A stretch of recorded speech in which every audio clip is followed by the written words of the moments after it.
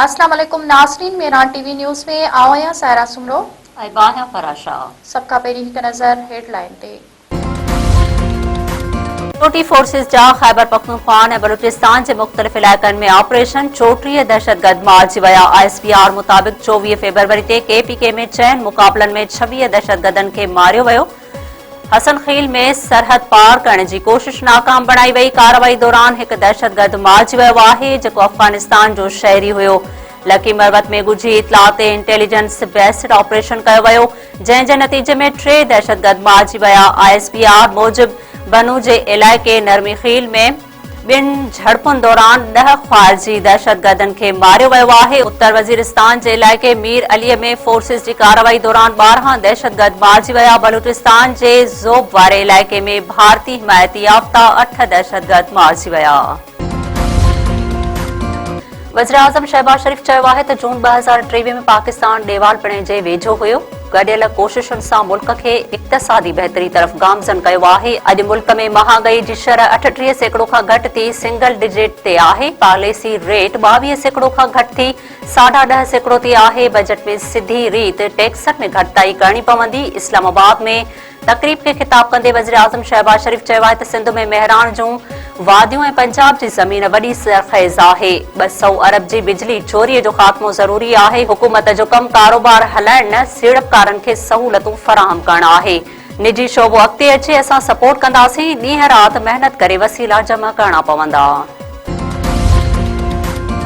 वॾे वज़ीर सैयद मुराद अली शाह जी वज़ीर-ए-आज़म शहबाज शरीफ़ सां मुलाक़ात। इस्लामाबाद में मुलाक़ात दौरान सैयद मुराद अली शाह वज़ीर-ए-आज़म खे सिंध में जारी तरक़ियाती मनसूबनि में अॻभराई बाबति ब्रीफिंग ॾिनी। वज़ीर-ए-आज़म लाॻापियल वज़ारतुनि खे अवामी भलाई वारनि मनसूबनि में तेज़ी आणण जी हिदायत कंदे चयो आहे त वफ़ाक़ी हुकूमत सिंध में जारी तरक़ियाती मनसूबनि खे जल्द खां जल्द मुकमल करण लाइ हर मुमकिन सहकार कंदी।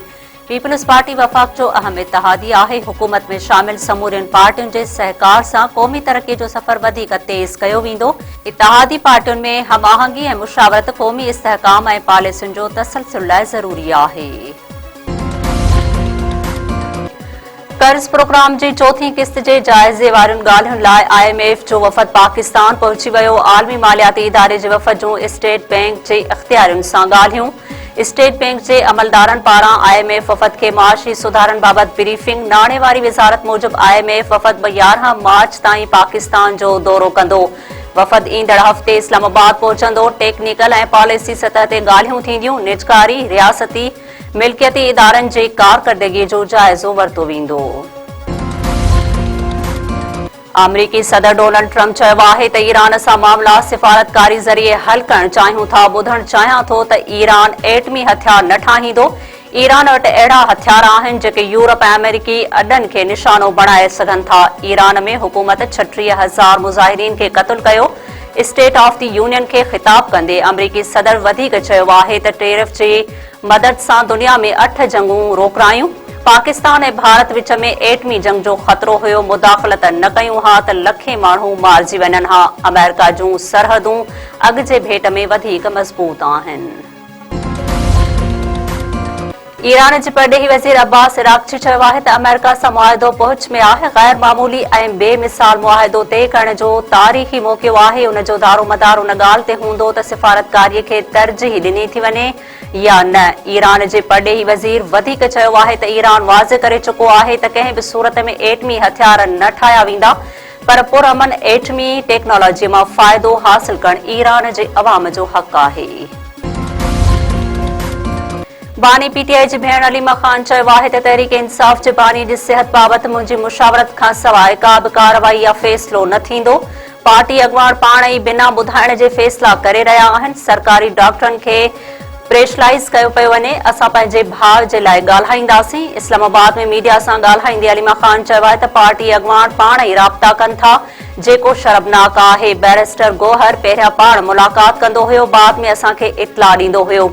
हामिद खान सेनेटर थियण खां पोइ नज़र ई नाहे आयो। बैरिस्टर गौहर हाई कोर्ट ऐं सुप्रीम कोर्ट में केस बि नाहे लॻाए सघियो। बैरिस्टर गौहर, लतीफ़ खोसा ऐं बैरिस्टर अली ज़फ़र किथे गुम आहिनि। पार्टीअ में गद्दार केरु आहे चङीअ तरह ॼाणूं था। सिंध जे सीनियर वज़ीर शर्जील मेमन चयो आहे त वफ़ाक़ी हुकूमत जा 2 वज़ीर सिंध ख़िलाफ़ साज़िशूं पिया कनि। गवर्नर हाउस मां सिंध जी वहदत ख़िलाफ़ बयान ॾिना पिया वञनि। सिंध हुकूमत मथां तनक़ीद कंदड़ सियासी यतीम आहिनि। प्रेस कॉन्फ्रेंस कंदे शर्जील मेमन वधीक चयो आहे त कराची खे टारगेट बणाए सिंध हुकूमत मथां तनक़ीद कई पई वञे। असां मञूं था त कराची में चैलेंजेस आहिनि, पर कराची में मेगा तरक़ियाती मनसूबा हलंदड़ आहिनि। गुज़िरियल ॾींहुं सिंध काबीना जे इजलास में वापारियुनि बाबति अहम फ़ैसिला कया विया। रोड़ी वेझो मिल्कियत जे तकरार तां वॾे भाउ हथां नंढो भाउ गोलियूं हणी क़तल। संगरार थाणे जी हद में भाइरनि में झेड़ो। फायरिंग में मोहम्मद यूनिस चखराणी मारिजी वियो। पुलिस जो चवणु आहे त नंढे भाउ पंहिंजे हिसे जी ज़मीन विकिरो करण थे चाही, जंहिं तां वाक़ियो पेश आयो आहे। जवाबदार फरार थी वियो आहे, जंहिं जी गिरफ़्तारी लाइ छापा जारी आहिनि। लाड़काणे वेझो नारी शाख में ॿुॾी फोत। ॻोठ हैदर जतोई में 17 वरनि जी किरन जतोई शाख मां पाणी भरण दौरान किरी ॿुॾी फोत थी वई। लाश घर पहुचण ते घर में कोहराम।